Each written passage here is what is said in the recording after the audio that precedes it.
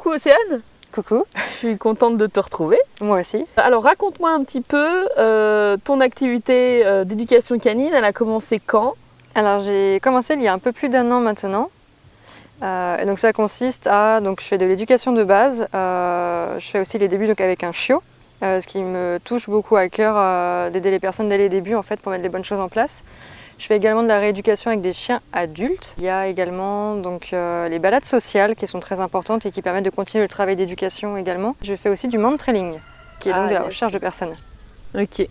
Et donc ton entreprise, elle s'appelle Canitopia. Pourquoi tu as voulu faire ce métier? Ouais. Alors en fait j'ai toujours voulu travailler avec des animaux depuis que je suis petite. Mais je m'étais renseignée il y a une quinzaine d'années et les métiers autour de l'animal ne me plaisaient pas en fait. Donc j'avais laissé tomber l'idée. Et je m'étais dit que plus tard, je finirais comme Brigitte Bardot, donc au milieu d'une forêt avec des animaux. C'était un peu le plan. Et donc j'ai fait plusieurs métiers différents et j'ai jamais trouvé ma voie, je ne m'épanouissais pas dedans. J'ai refait des recherches. À la base, j'étais masseuse, il faut le savoir. Donc en rigolant, je disais que je ferais plus tard masseuse pour chiens.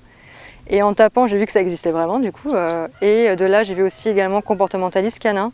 Et là, ça m'a vraiment parlé et ça regroupait tout ce que je recherche dans un métier en fait. Et donc de là, j'ai essayé de me former, de me reconvertir et de me lancer dans ce domaine avec les chiens. Et donc, tu fais pas du tout de massage canin? Non, pas pour l'instant, on verra plus tard. Mais non, vraiment, le comportement canin, c'est ce qui me passionne. Ça regroupe de la psychologie. J'ai toujours été très proche des chiens en fait. Et tout ce qui est d'essayer de les comprendre. Également la psychologie humaine. J'ai vu aussi que le métier avait vraiment évolué parce qu'à l'époque, quand je m'étais renseignée, c'était plus du dressage. Donc moi, être dresseur en club, c'est pas ce qui m'intéressait. Et quand j'ai vu comportementaliste éducateur, j'ai vu que du coup, le métier avait vraiment évolué. Oui, il y a eu vraiment une évolution sur les 10 dernières années. C'est ça, et on parle plus d'éducation maintenant et pas de dressage. Et donc moi, c'est ce qui me parle plus. Et du coup, tu t'es formée où? J'ai fait plusieurs formations. J'ai commencé par Synopsie. Ouais, c'est bien ce qui me semblait. Que je n'ai pas encore achevé. Oui, il faut du courage en même temps, elle est longue. Tout à fait. Ensuite, j'ai fait différents webinaires, formations en ligne. Par exemple, j'ai suivi Yann Dunbar, qui propose une plateforme avec différentes formations. J'ai voulu faire de la pratique, surtout parce que c'était surtout en ligne ce que j'avais fait au début. Je suis partie à Bordeaux faire au Cercle Canin de l'Entre-deux-Mers, donc 4 mois à Bordeaux.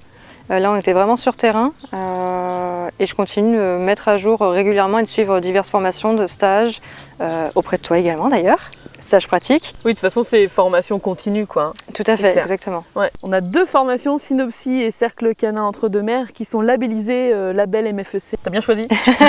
Ouf. Là, je suis également en train de suivre Doggy Coach d'ailleurs. J'aime bien suivre plusieurs formations afin d'avoir différents outils après dans ma boîte à outils et pouvoir mixer plusieurs méthodes et voir différentes visions aussi en fait autour du métier de la... Tu te formes et puis tu as appris chez différentes personnes et différents courants. Quand même, tu as quand même bien choisi parce que tu restes sur des formations de qualité. Tout à fait, bienveillante. Ça fait ta petite tambouille. Exactement. Tu l'as créé quand Canitopia? En 2021, j'ai lancé Canitopia. Avril 2021, Canitopia. Ouais. Du coup, toi, tu n'as pas de terrain? Non. C'est un projet ou pas du tout? Oui, plus tard. Et j'aimerais bien faire un peu le même système que toi, je pense. Avoir des grillages, pouvoir faire des rencontres à travers barrières, etc.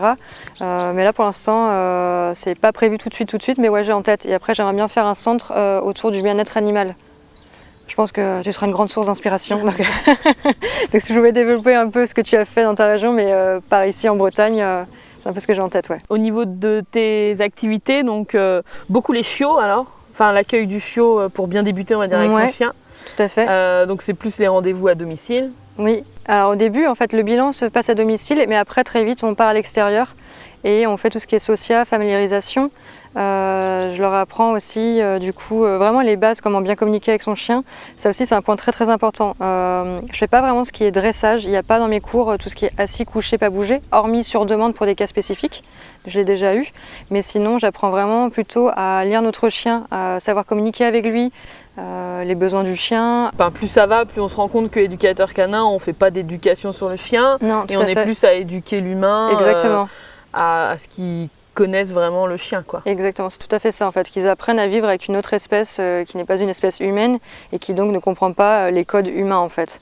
J'essaye vraiment de changer la vision des gens par rapport aux chiens, c'est ce qui me touche le plus, que j'ai le plus à cœur. Donc du coup, en activité de loisirs, tu proposes finalement le main training. Ouais, tout à fait. Alors pourquoi le choix du main training? C'est une activité que j'aime beaucoup parce qu'elle a plein de bienfaits. En fait, c'est une activité qu'on fait donc en binôme avec l'humain et son propre chien. Donc ça permet déjà de créer du lien avec son chien. Également, ça a plein de bienfaits au niveau comportement. Ça permet à des chiens de prendre confiance en eux. J'ai déjà vu vraiment des bienfaits assez rapides sur certains chiens qui étaient inhibés et craintifs humains, peu sûrs d'eux, etc. Et là, ce qui est intéressant, c'est que en temps normal, c'est plutôt l'humain qui prend les décisions pour le chien et le chien doit suivre l'humain, alors que là, dans cette activité, l'humain doit vraiment faire confiance à son propre chien et le suivre en fait. Et c'est le chien qui prend les initiatives et les décisions. Donc c'est un super développement pour eux, et en plus on utilise leur premier sens qui est donc le flair, et donc les chiens ils s'éclatent dans cette activité-là. Et ce que j'aime beaucoup aussi, c'est voir les humains qui pensent que leurs chiens ne vont pas y arriver, ils ont des doutes en général, alors qu'en fait tous les chiens adorent cette activité-là et y arrivent, et c'est de voir ensuite la fierté des humains quand ils se rendent compte que leur chien est complètement capable de pister, de retrouver une personne cachée. Donc ouais, c'est une activité qui me tient beaucoup à cœur. Du coup, tu as adhéré au MFEC à quel moment? Et ben cette année, à partir de décembre. Comme je venais tout juste de lancer Canitopia l'année dernière, j'étais en cours de démarrage, on va dire, j'ai attendu. Et donc là, pour 2022, j'ai décidé d'intégrer le MFEC. Pourquoi tu as adhéré? Parce que j'aime beaucoup le message en fait, qui est promu par le groupe. Et je trouve ça vraiment intéressant de regrouper plusieurs personnes qui ont la même vision et avec différentes méthodes. Et on peut tous apporter différentes choses. Mais on a tous à cœur en fait de justement promouvoir les méthodes bienveillantes et respectueuse du chien, et donc je trouvais ça important de faire partie de ce groupe en fait. Et il y a pas mal d'échanges, il y a beaucoup de stages également, et je trouvais ça aussi bien de pouvoir répertorier différents éducateurs, parce que du coup moi, ça me permet d'envoyer des clients quand on me contacte et qui sont trop loin de mon secteur, je peux les orienter vers d'autres éducateurs qui sont dans des méthodes bienveillantes aux alentours.